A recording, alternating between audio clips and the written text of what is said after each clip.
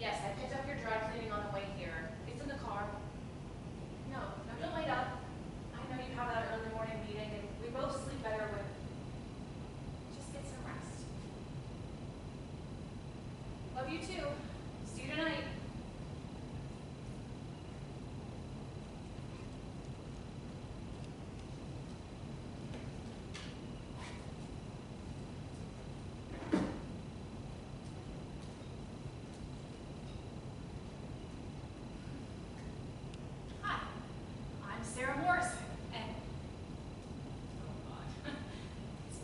Years since I've done this. Things are good. The boys, the job, the husband with the color-coded calendar. Everything's fine. Fine. The critic's word for nothing to see here. Not good, not bad, just fine. But this I remember how to do. Maybe this will be enough. Ah, perfect timing. Sarah and Eli, you two were my top choices at the auditions from Monday and Tuesday. Sarah, me, Eli. He's done a couple of shows with us, and Eli, this is Sarah.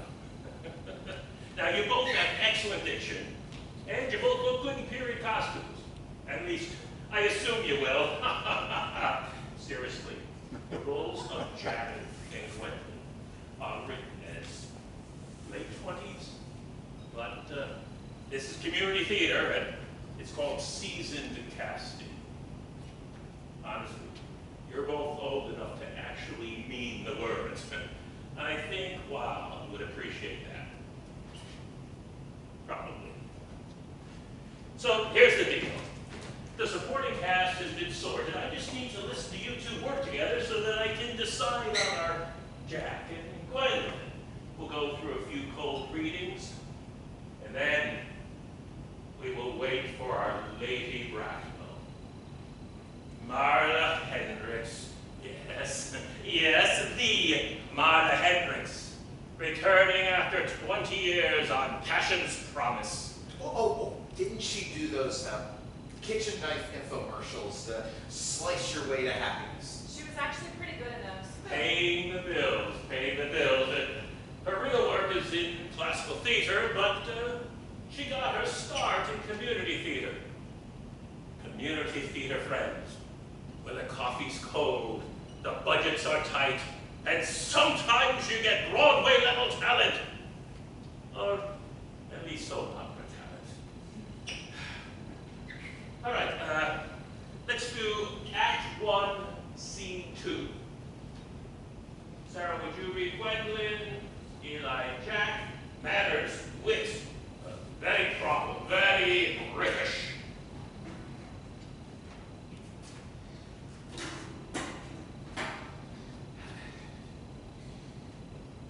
Miss Fairfax, ever since I met you, I have admired you more than any girl I have ever met since I met you.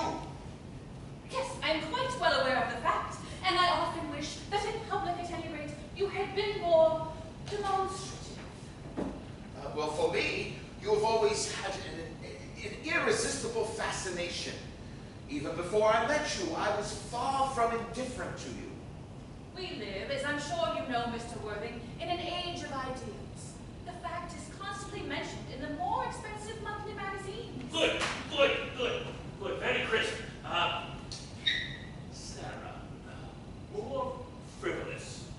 Eli, bigger gestures. Very theatrical. Don't be too earnest. Want to try it again with more frivolity? I'm not sure how to make intelligence frivolous. Well, you sound like you've been doing this forever. More like I haven't done it in forever. Oh, you'd never know it. All right, from Miss Fairfax, ever since I met you. Darlings, I bring with me the scars of battle. Detours, honking, the indignity of a parking meter. And yet, I am triumphant.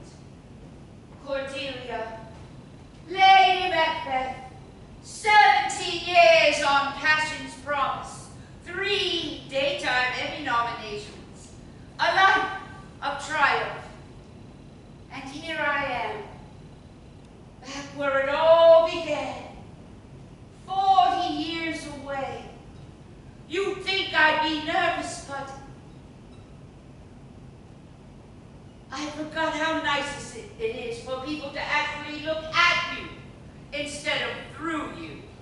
Marla, welcome back to your hometown stage. Eli, Sarah, this is our Lady Bracknell. Don't dwell on the television show, such a small medium. But this is where real art happens. The connections, the risk. I know with my credentials I could just accept the role, but I believe in collaboration. So I've prepared something special. Lady Macbeth's sleepwalking scene. I believe it shows my range.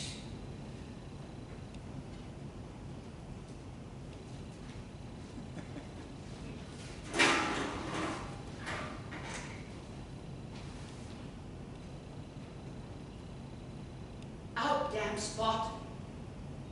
Out, I say. 1, 2. Then 'tis time to do it. Hell is murky. Fie, my lord, fie. A soldier and a feared. What need we fear who knows it, when none can call our power to account? Yet, who would have thought that the old man would have so much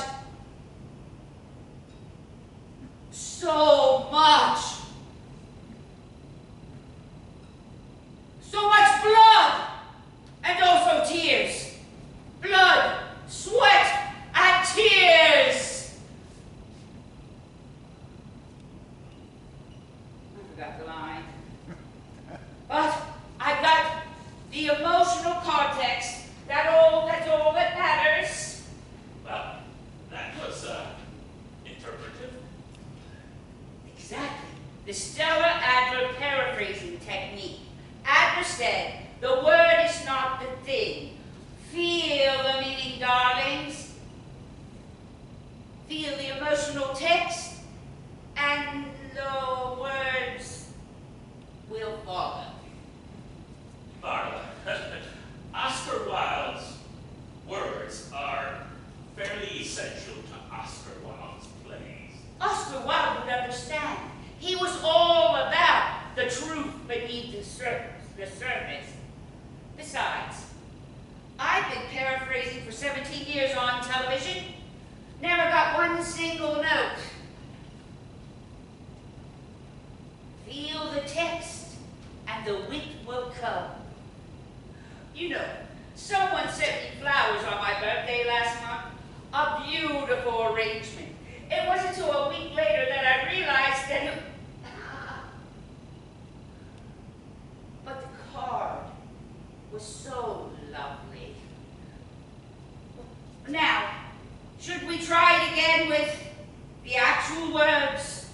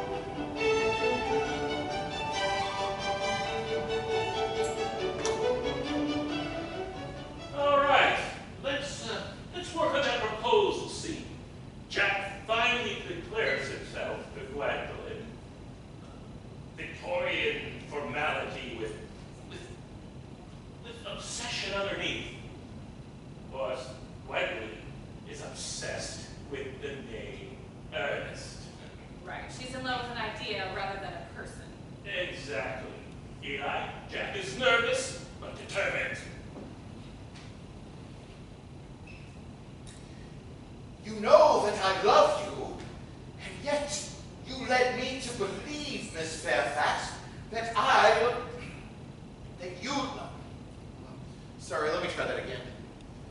Take your time, Mr. Worthing. The proposal should never be rushed. You know that I love you. And you led me to believe, Miss Fairfax, that you loved me. Yes, I'm quite well aware of the fact, and I often wish that in public at any rate, you had been more demonstrative. It has always been my ideal to love someone of the name of Ernest. You love me because of my name? There is something in that name that inspires absolute confidence. I pity any poor married woman whose husband is not called Ernest. Beautiful, Sarah. Perfect comic timing. Eli, getting her gestures. You're professing your love to her. Actually, can I ask something? Gwendolyn says she's in love with the name Ernest before she knows anything about Jack. Wilde is playing with the difference between loving an idea versus loving a person. Should we lean into that? Let her brittleness peek through? God, please allow me to petition the board once again for an actual dramaturg, or maybe I'll just steal Sarah. We are in desperate need of someone who reads those scripts as closely as I pretend to. That's more than just reading. That's understanding what the playwright was doing. A critic's leftover habit. Subtext jumps out at me. All right, again, this time, show me that brittleness. What if my real name wasn't Ernest? It is a divine name. It has a music of its own. It produces vibrations. Vibrations. Good, good. Let's reset. Eli, more confidence this time. Sorry. I just need to reply quickly. Oh, in that case, take 5.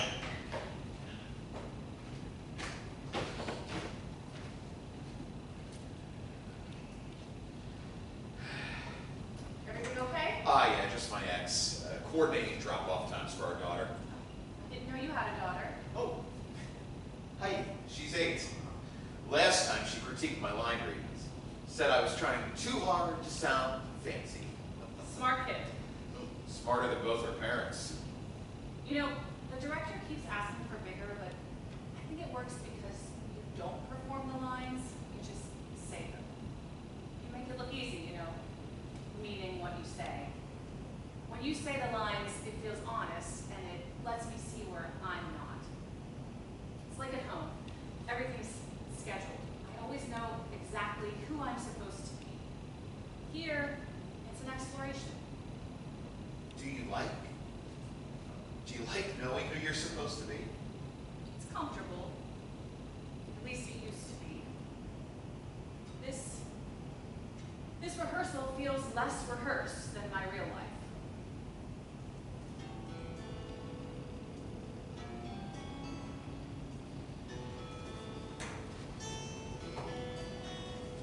Blame it all on my roots. I showed up in moves. You ruined your black and tie. The last one to know, the last one to show. I was the last one you thought you'd see there. And I saw the surprise and the fear in his eyes when I took his glass of champagne. I toasted you, said, honey, we may be through, but you'll never hear me complain. In the city, I was a theater critic. Opening nights, late columns, red pegs. But once Jake came along, Tom wanted family close.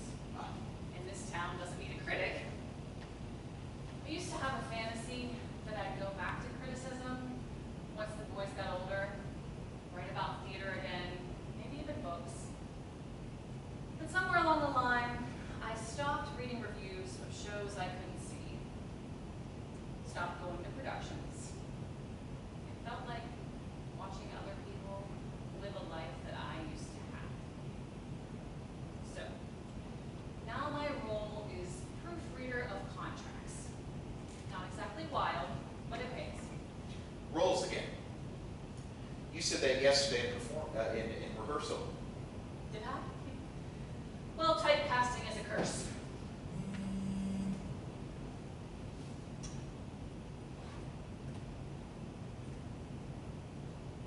Tom.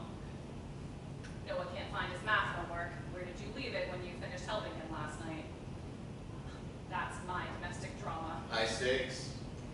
That's who I perform for now. Tom's a good man. Really. Somewhere along the lines, we stopped being married and started co-parenting with joint finances. I can't remember the last time he asked me what I was thinking. You know, Tom's convinced all the men in the theater are gay. It's convenient. It lets him feel comfortable without actually showing up to see what I'm really doing. He doesn't see you. No, he doesn't. I know the feeling. I've been stuck in a role too. Provider, success story, the guy with the safe job. No, that's my act. I started in nonprofits, literacy programs. Thought I could change lives. Then Heidi was born, and my wife wanted something bigger. We need stability, she said, a real income. So I put on the suit, learned the jargon, took the marketing job with the payday loan company. Shackles dressed as lifelines. One of my first campaigns targeted single mothers. Don't let your kids miss Christmas. And testimonials, smiling families, presents under the trees. But what we didn't show was the 400% interest rate. Then a woman came in after seeing one of our ads. She brought her little girl with her, 7 maybe. Asked if she could extend her loan.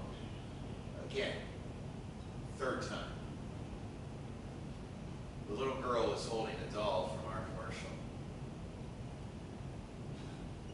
My boss loved that campaign.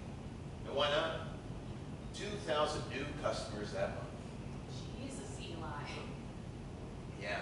So when my wife left and said, "You're not the man I married," she was right. I become someone else for her. And she left anyway. She's the one that wanted you to change. Yeah. Well, after the divorce, I told myself I'd quit. Go back to something meaningful. But then there's custody costs, child support, and half my paycheck going to lawyers, and Heidi asking why we can't go to Disney World like a friend Sophie. So I stayed. Told myself it was temporary. That was 3 years ago. Why? Because I was afraid I couldn't afford her, afraid her mom was right. You know, sometimes I wonder, which is worse, being alone or being in a relationship where you feel alone?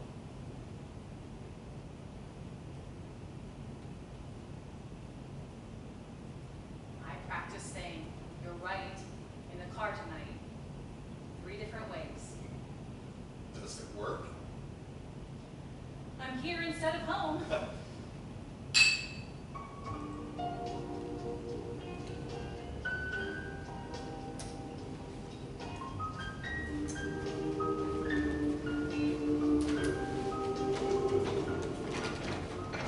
Crazy, I'm crazy for feeling so lonely. I'm crazy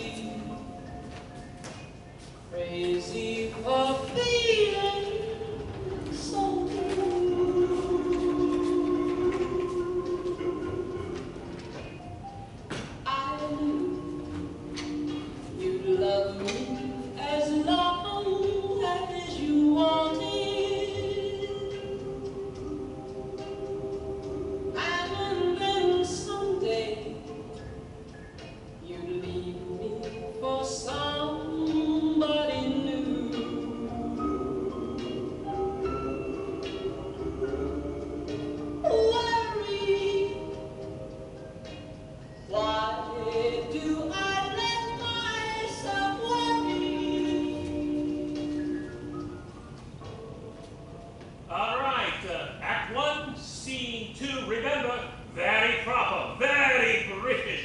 Of course, darling, I was born for this. A handbag? You were found in a handbag. Yes, Lady Bracknell. A handbag. A somewhat large, black leather handbag. With handles to it. An ordinary handbag, in fact. To lose one parent, Mr. Worthing, may be regarded as a misfortune, but to lose both,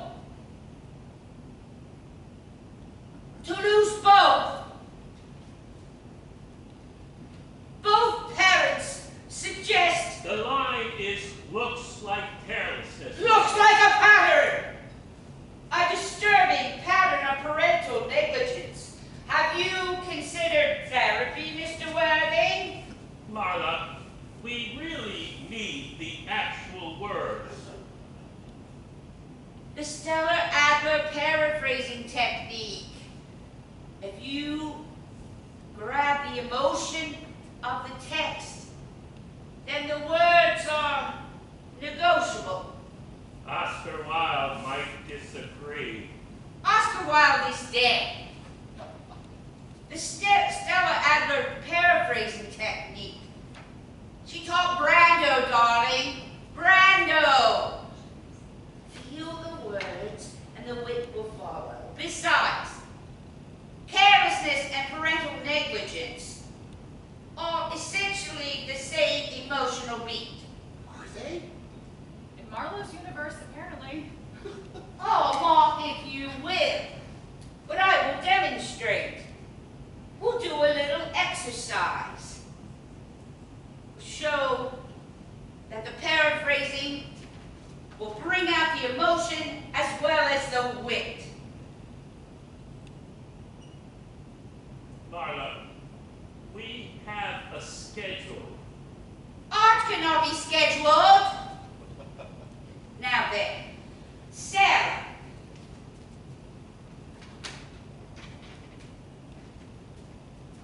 Take Gwendolyn's line. On matters of grave importance, style, not sincerity, is the vital thing. Paraphrase it. Feel it. Forget the text. I don't think. Don't think. Feel. What matters is the performance, not the truth. And there it is. The truth beneath the text. You see, the technique works. Well, that's actually not terrible. Oh, now, Eli, your turn.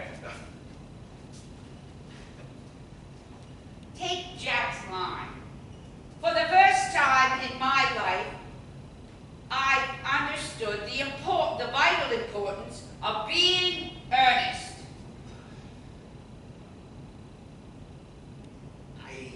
I finally understand that honesty matters. Boring. True, but boring. Again, try. Say what you mean. I'm tired of lying. Better. Much better. You see, the paraphrasing technique pushes past performance. And you, darling, when did you last leap into love with complete abandon? I don't think. Don't use the critical voice. No polished text. Truth. I didn't. Not really. I married Tom because it was time. Because that's what you did in your late 20s. Everyone around us was settling down, and he was kind and safe. And so I said yes. Because it was time. Darling, that's reason to order dessert, not a husband. I know. Do you? Okay, well, let's maybe return to Oscar Wilde before this becomes group therapy. Art is group therapy, darling. Only with differences, lighting.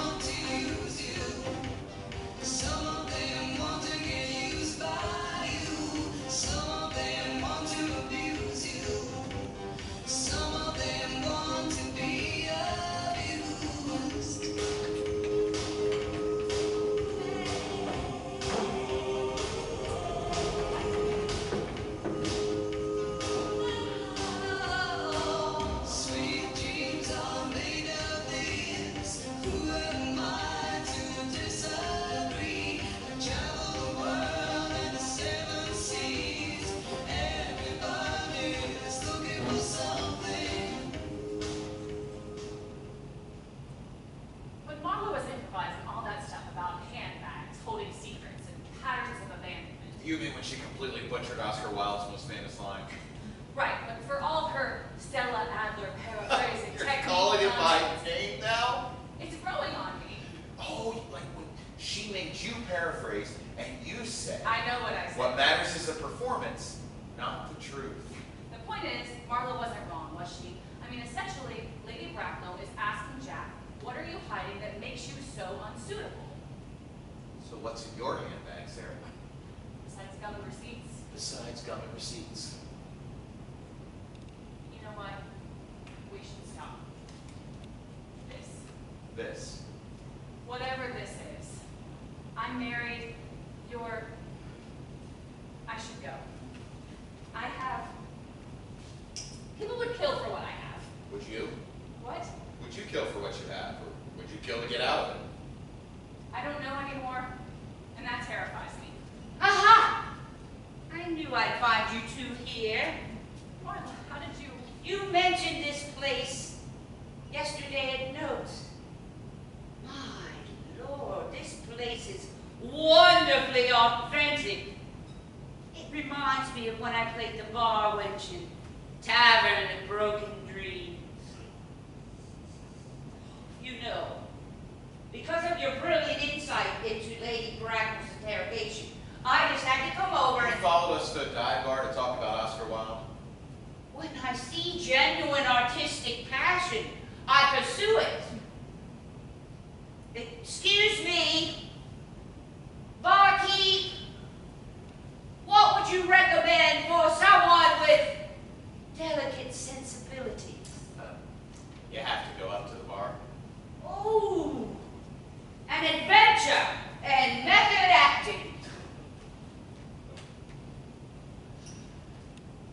You know what? I should go. Stay, please. 5 minutes.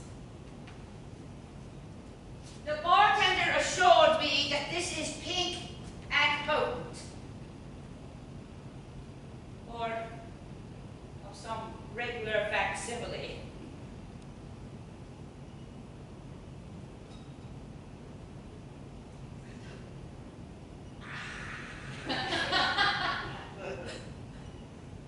It's medicinal. So then, Sarah. In that handbag speech, I may have not got all of Wilde's words, but I caught his subtext. We all carry secrets in our handbags, don't we? I mean, why are you here?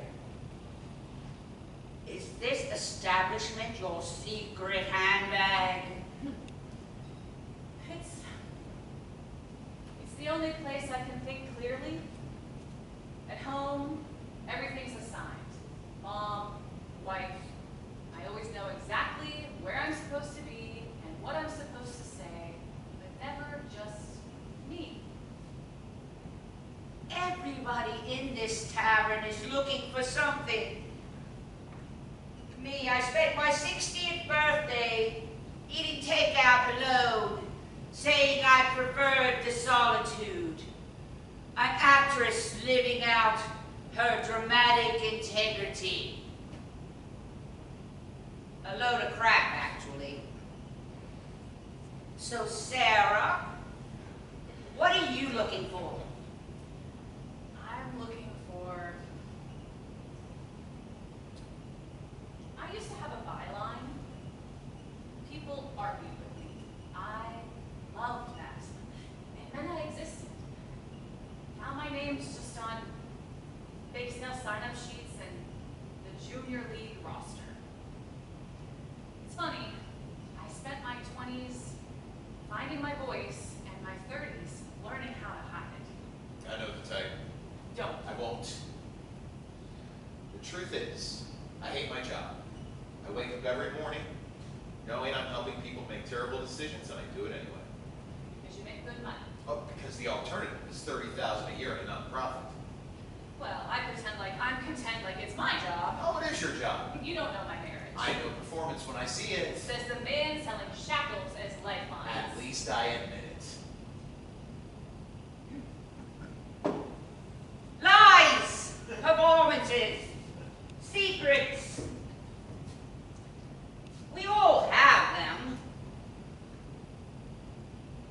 time just happens to be in Gucci. Well, I will leave you two to your contemplations. Well, someone has to go home and learn the actual words of Oscar Wilde.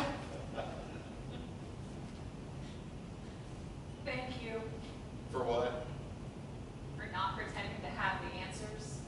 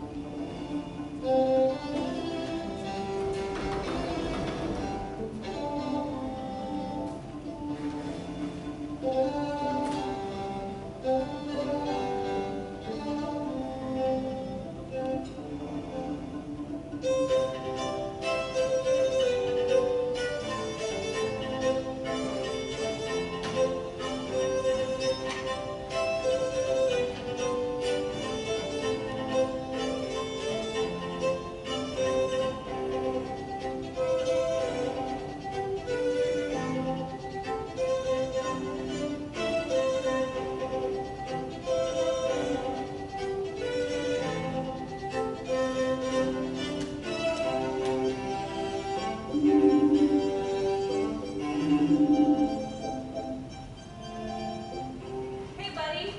Let me see. That's fantastic. You added extra baking soda, didn't you? And red food coloring. Mr. Patterson says mine's the best one. It is. You're explaining it to the judges on Friday, right? Even the boring chemistry part? Especially that part. Jay, let Mama rehearse. Food coloring. Go wash it off before it stains. Everything okay? Fine. The volcano works? Ah, science fair. Friday. Last year, Heidi did the solar system. She made Jupiter bigger than the sun.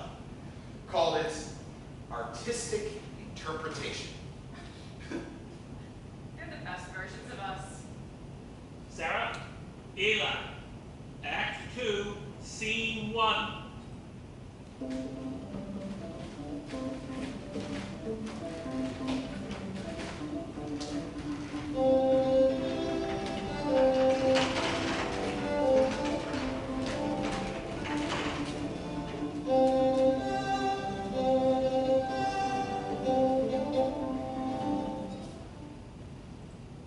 You loved me. You loved me. I'm too earnest about being earnest. Heidi was right. Maybe you're trying too hard. Can I ask you something? Depends. When you were a theater critic, did you tear people apart? Sometimes. When they deserved it. But you see through things, people, and you don't do it to be cruel? I just read a lot of plays. You also say what you mean.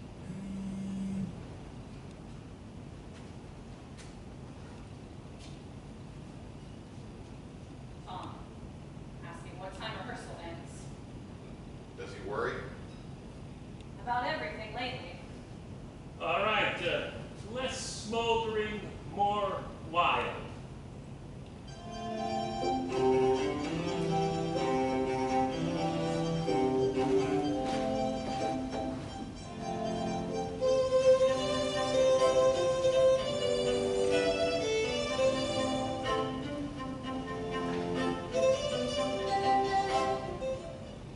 Heading home?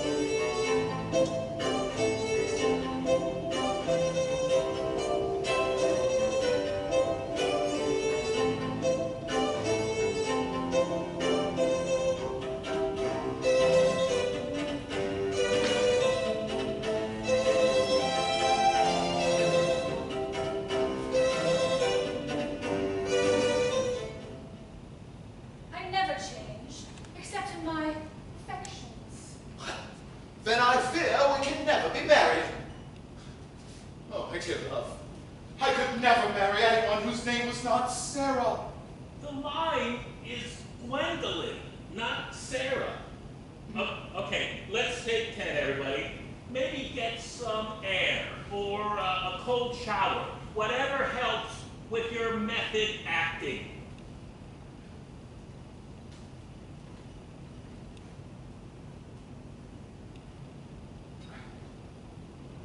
So what are we going to do about this voltage between us? Probably nothing. It's weird. Tom texted me 3 times in the last hour. Everything okay? My phone's been going dead by evening, and I've been carrying a charger. He says I left my charger at home. He is worried he won't be able to reach me. He's at his pickleball match. As if I can't stand to be without constant contact for 2 hours. Very protective of him. That's one word for it. I've been so distracted lately. Eli, before you go out on break, Eli, would you check this stage left prop table?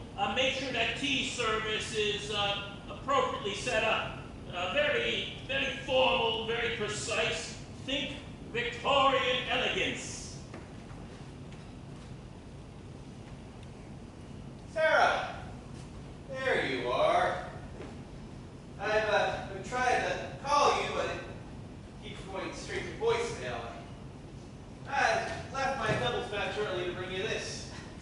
Tom, I told you my phone was dying. You didn't need to leave your game. Crisis averted. Besides, I couldn't have you being, unreachable all evening. Besides, I was getting crushed. Mitchell's probably relieved to have a new whole new partner. So, this is, where the magic happens, huh? Oh, I'm sorry, I didn't realize you had a company. Tom, this is Eli. Eli's playing Jack. Eli, this is my husband, Tom. Oh.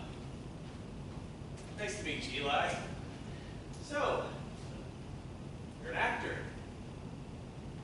Yeah. Community theater. Just for fun.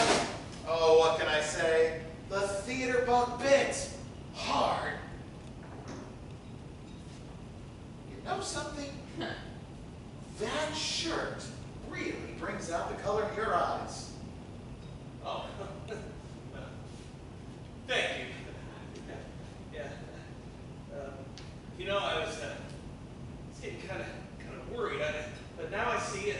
I think it's really great that Sarah has someone like you, who can talk to her about all this artsy stuff, She's been, different. Different. He means it as a concern, not a compliment. Livelier. Anyway, I was really starting to worry, but now I see she just needed a friend who gets all this theater stuff, Honestly, most of this stuff, I tried, honestly, but right over my head. Don't worry. We don't understand what we're doing half the time anyway. We just say it with conviction and hope the audience buys it. You people sure do know how to turn a phrase. Hey, I got an idea. Why don't you come over for dinner sometime, Eli? Sarah's always saying, I gotta broaden my horizons, meet some of her theater friends. Since you're gonna be spending so much time here anyway, might as well make it a social thing, right? That's very kind of you. Honey, try not to be late tonight. I ordered a pizza. Should be there by the time we get home. Right? Pizza. Nice to have to meet you, Eli. Hope to see you around.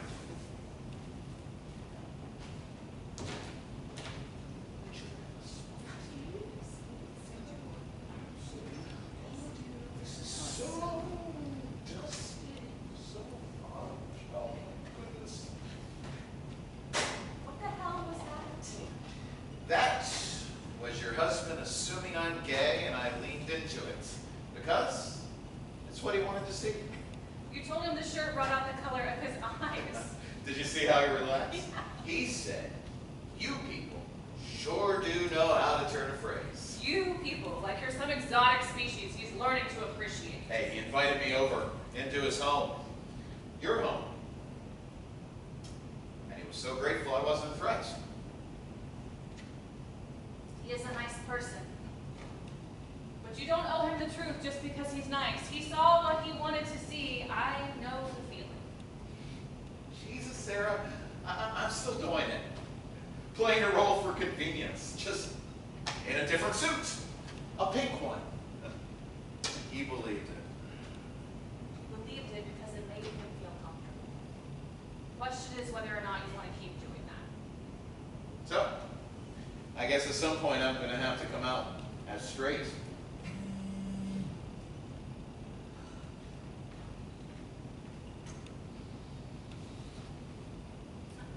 Tom, what time does rehearsal end? Just want to make sure you get home safe. That's the third text about rehearsal times this week. All right, everyone, break's over. Sarah, Eli, let's run that scene again. And this time, more drawing room comedy and less torrid love affair.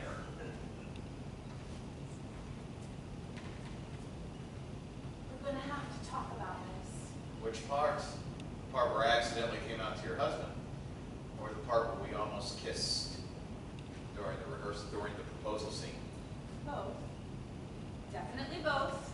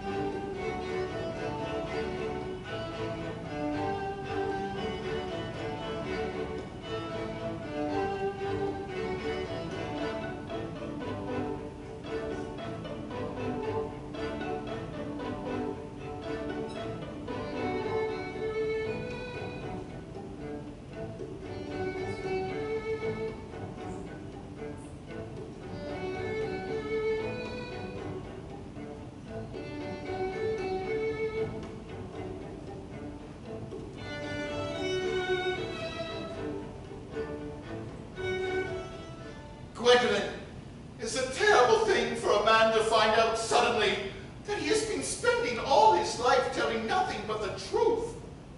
Can you ever forgive me? I can, for I feel you are sure to change. Oh, you really do love me, Gwendolyn? Passionately. Passionately, yes. But let's keep it tasteful, people. Victorian decorum. Darling, you have no idea how happy you've made me. My own Ernest. My own Jack. Good, good. Hey, just don't marry each other before opening night. Okay, that's it for tonight. See everyone tomorrow at 7.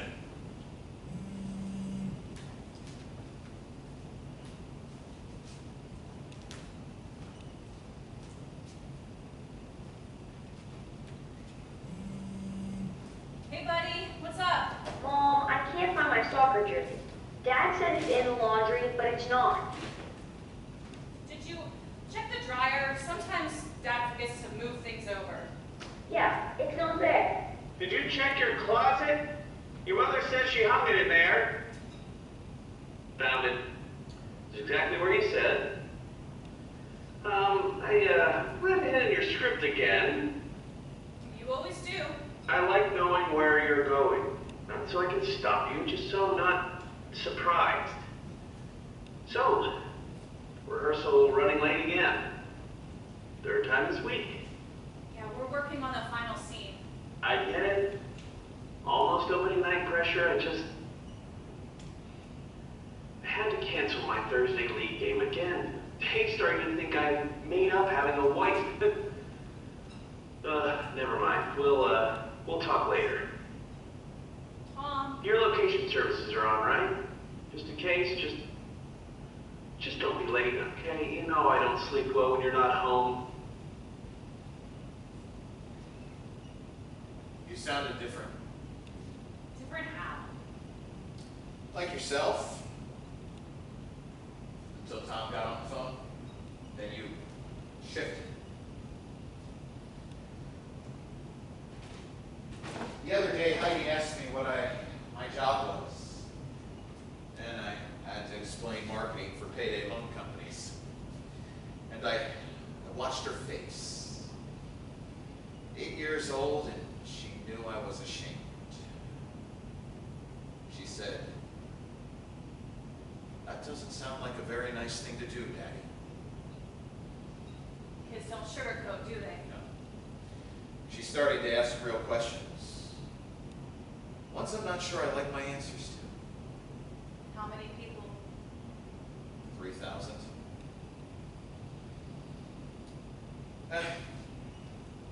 I should let you get home. Yeah. I should.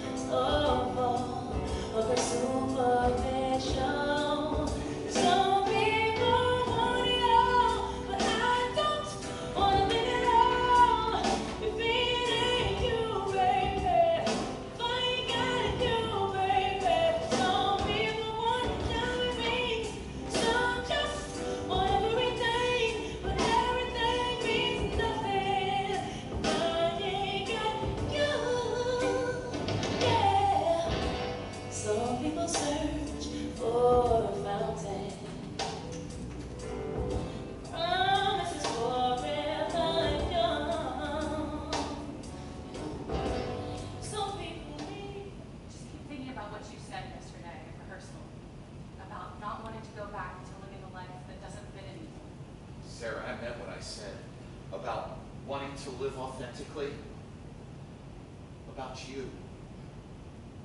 I have been married for 14 years, and I don't think that Tom has ever looked at me the way that you're looking at me right now. How am I looking at you? Like you see me for who I actually am, not who you need me to be. Sarah, Tom, what are you doing here?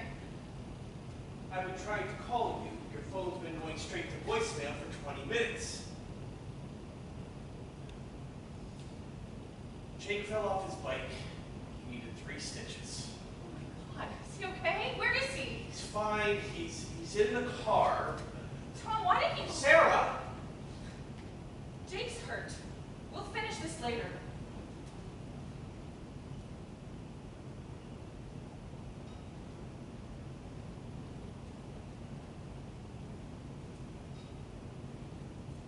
You're not gay. No. You thought I was. I let you think that. You told me that the shirt brought out the color in my eyes? Stop! You know, I have been leaving my pickleball match on Thursdays for 3 weeks straight now.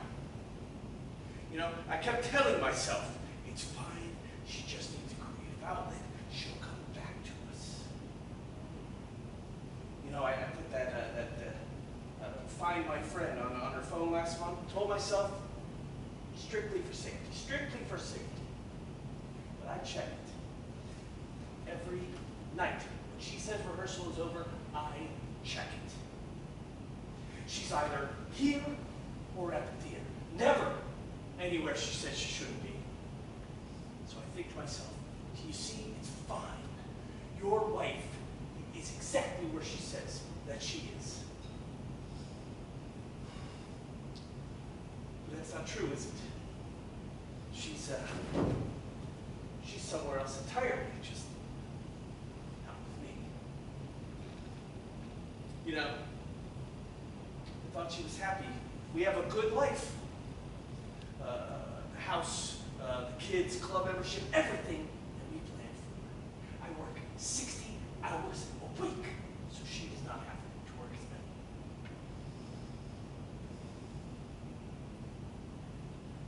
14 years. 14 years. You had the wedding. We had then Jake, then moving back here, then Noah, then buying the house. I thought I knew every version of her. But it seems like you must have seen something in her that I didn't even know existed. Tom, I don't. Just don't. I did. The other day at the theater, I should. I'm sorry. For pretending I was gay, for the theater color comments. I should never have. That was way out of line. Well, nothing's happened. It's not the way you think it has.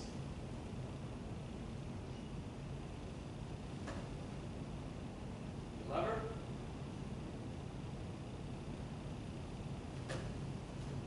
Stay away from my wife. That's her choice, not mine. She's coming home with me. She chose me. She chose Jake. She's still coming home. She's still my wife. Just stay away from her.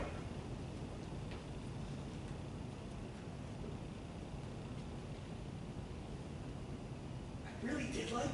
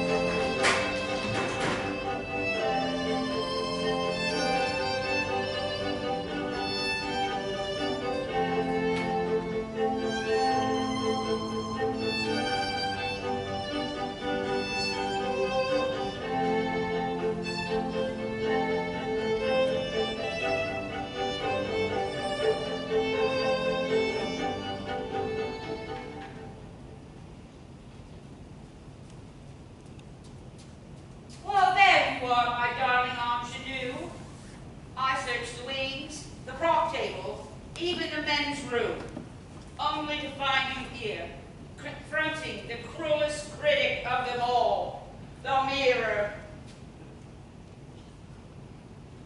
You've had a night. It shows. I don't want to talk about it. Which means you should. Marlon, please, not tonight. You know, after 17 years in soap opera, I learned to read subtext, and yours is screaming. My subtext is fine. Darling, your subtext just filed for divorce. You know what the real tragedy of soap opera is?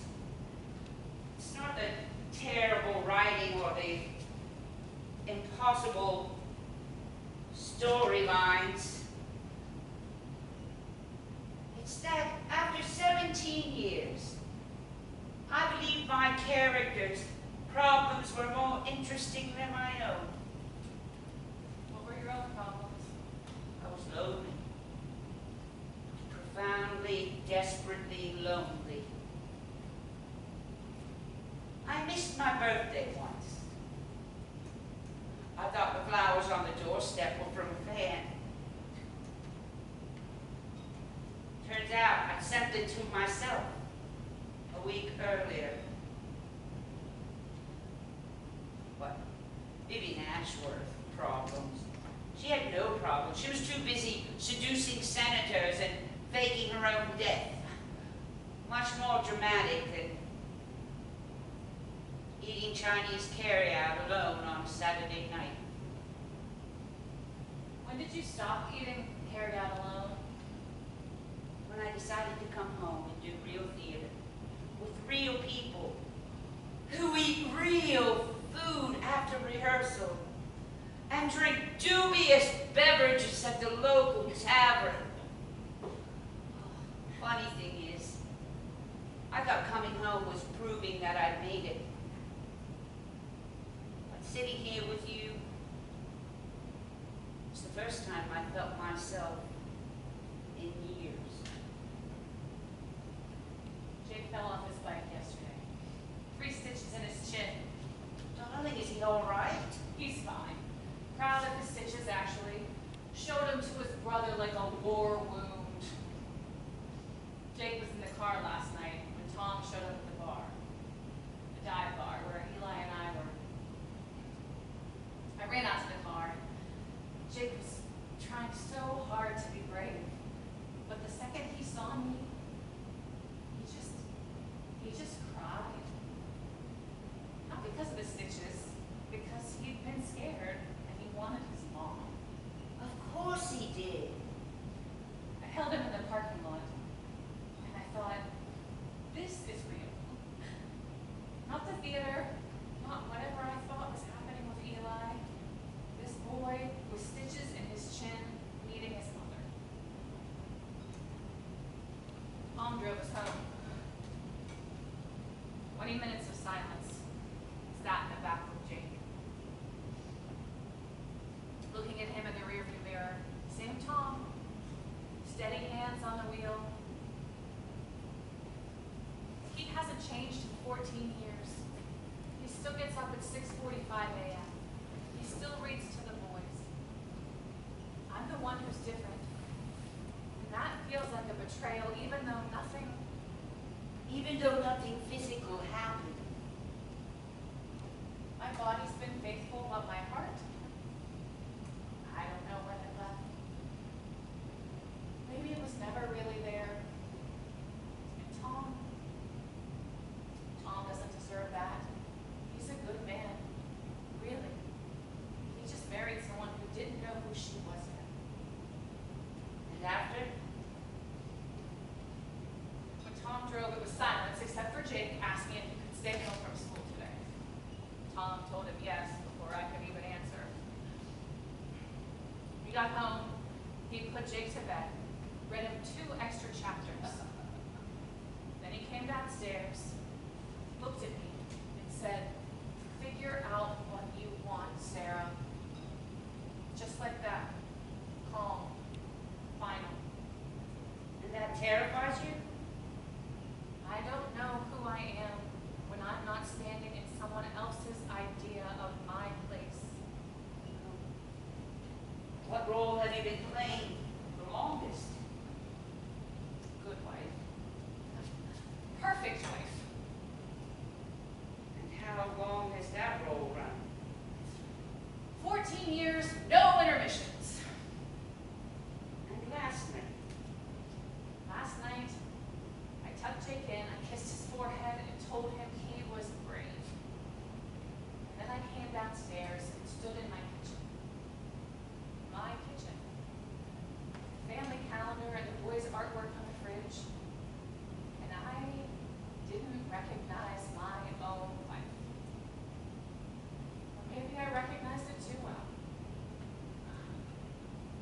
what terrifies you.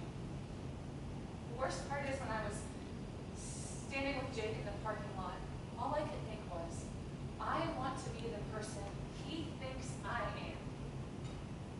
But I don't know if that person exists anymore. I was good at being the perfect wife. I had everyone convinced, even myself. But underneath all this, I don't know what's left. And the worst part is, I think I already know what I want, and I don't know if I can live with myself over it. Are you sure about your choices? It seems to me, I'm sensing that you think what you want and what your children need are incompatible. Is that really so? Or is that just another role you're performing? The sacrificial mother? I think the boys need a mother who knows who she is, rather than one who fakes for their sake. I don't want them to think I'm abandoning them. Then don't abandon them. Abandon the script that's been suffocating you. When you choose, choose them. It's not binary, you know. Staying, leaving, mother, woman. Trust me, I played a mother on television for 8 years. The real ones are far better actors than I ever was.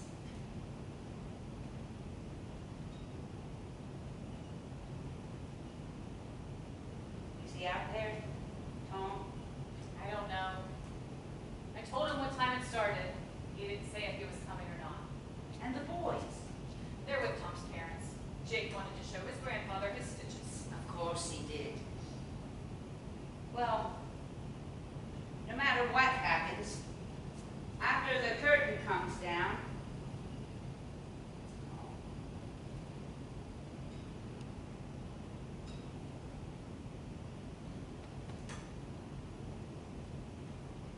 it's time that you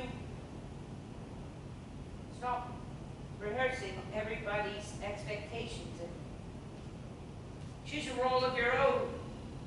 Opening night is long overdue.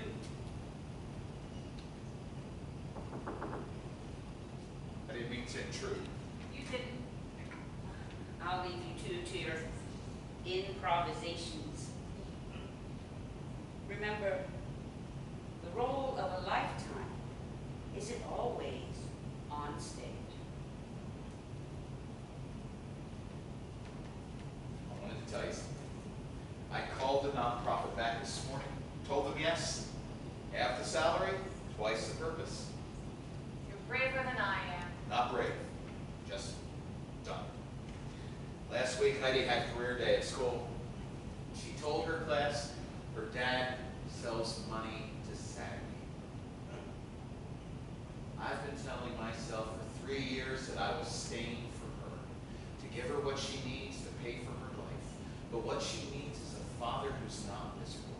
I don't want her to learn that you swallow who you are for money, or that you stay stuck because you're afraid. You stayed because you're afraid. Yeah. Afraid that I couldn't afford her, afraid that her mom was right, that I'm not ambitious enough, afraid that wanting to do something meaningful makes me naive. But watching you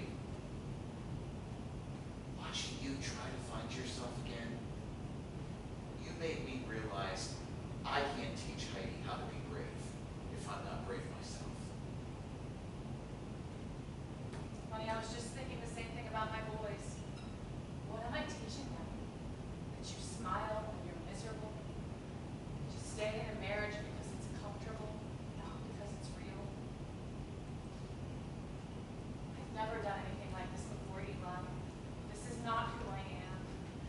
Someone that questions her marriage, who falls for someone else, who stands backstage instead of going home. And I don't know if that makes me honest or just lost.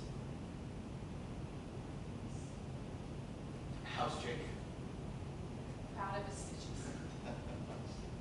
Tom was. exactly who he has always been. Standing with Jake in the parking lot, I realized something I haven't let myself say out loud. Whatever this is, I can't let it cost my boys their faith in me.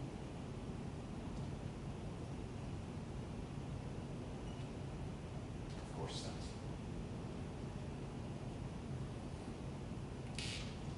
I know you'll make the right choices. Thank you.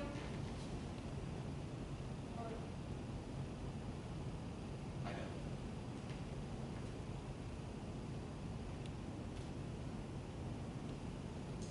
Or 14 years, a mortgage.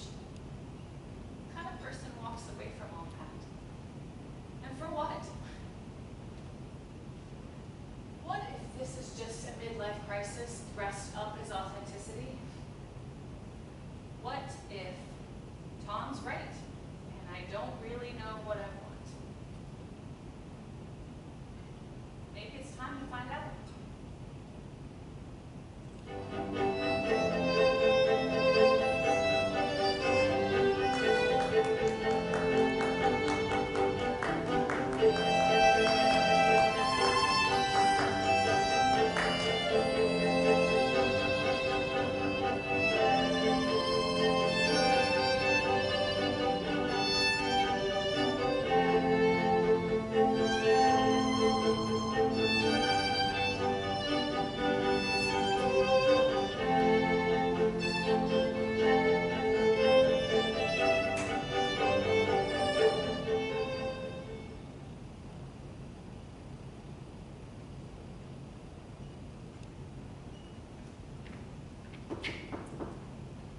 Minutes to places. There she is, the radiant Gwendolyn. Or perhaps just Sarah. Maybe for the first time. Done with acting out everybody's expectations. Time to start a new role of your own. Which is why I've spoken to the board. The company needs a dramaturg.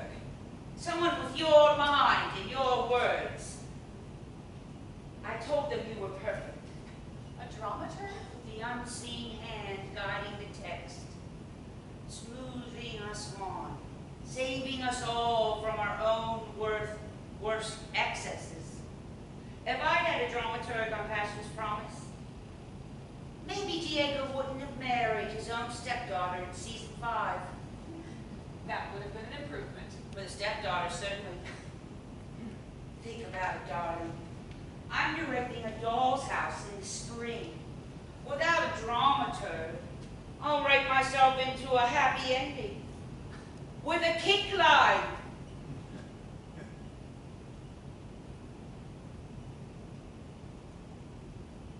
You know, no matter what happens, after the curtain comes down tonight,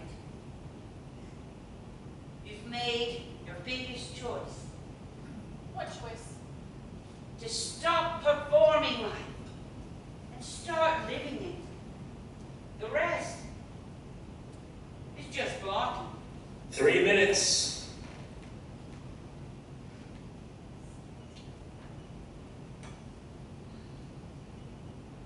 After Tom found us at the bar, he read Jake 2 extra chapters. Then he came downstairs. He didn't yell. He didn't cry. He just said, "Figure out what you want, Sarah," like he'd been practicing.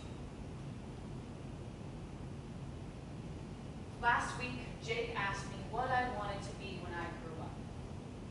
42 years old. I'm already grown up, I said. He looked at me. Really looked. Like he could see right through it. What am I teaching him? That you stop growing? That you choose safety over truth? That's what terrifies me most. That my boys will think that I chose myself over them when I'm actually trying to choose a version of myself that they can be proud of. Not the one who fakes it through dinner, the one who knows who she is. Last night I stood in their doorway.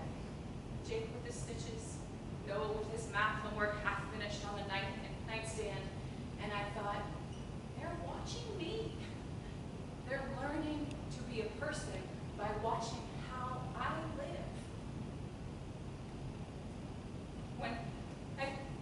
when Jake fell off his bike, I didn't think. I just showed up. That's real. I've never had to fake that.